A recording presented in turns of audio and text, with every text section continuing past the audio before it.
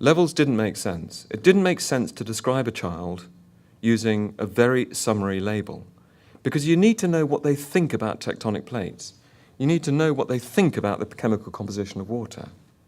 And you don't get that if you're constantly trying to decide whether this child is 4C.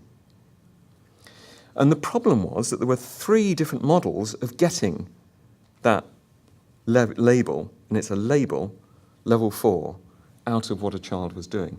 You could get it from a national test, so a score on a national test, even though 2 different children could be level 4, therefore the same, but having answered entirely different profile of questions on that test. The second understanding of level came from APP, best fit, and that's very different from getting a score on a national test. But it's the same label, level 4.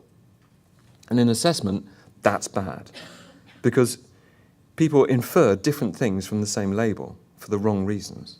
And then thirdly, it was threshold. Thank God this kid's in level 4, otherwise we'd be in special measures. The one kid that luckily makes sure our data are okay. Just being in level 4 is not the same as mastering level 4 content. I mean, that would be bad enough, but there was more, of course. 2 things I'll emphasize, even though the list is much longer. One is labeling. The whole idea behind Paul Black and Dylan Williams' original introduction of levels was to avoid children labeling themselves.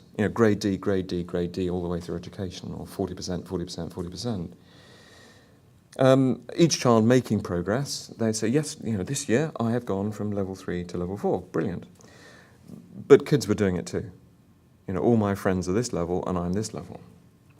And worse, children were saying, that's not for me, that content. And again, a carefully selected anecdote about my own child. My daughter went to secondary school. She brought some homework back. It was really good homework in biology, on IVF.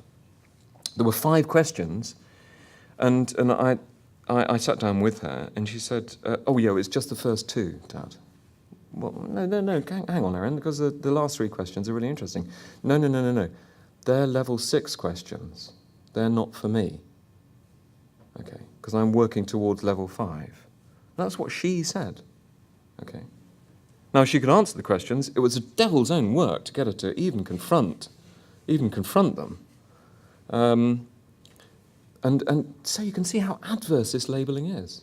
And also, perhaps worst of all, beyond the problems of low-quality assessment in giving this label on different bases to the same child, was the breakdown in trust between primary and secondary, where so many children came up to secondary with a particular label in terms of levels, but unable to do the things, such as we read widely, which are necessary for benefiting from the secondary curriculum. So it led to a real breakdown in trust between secondary and primary schools.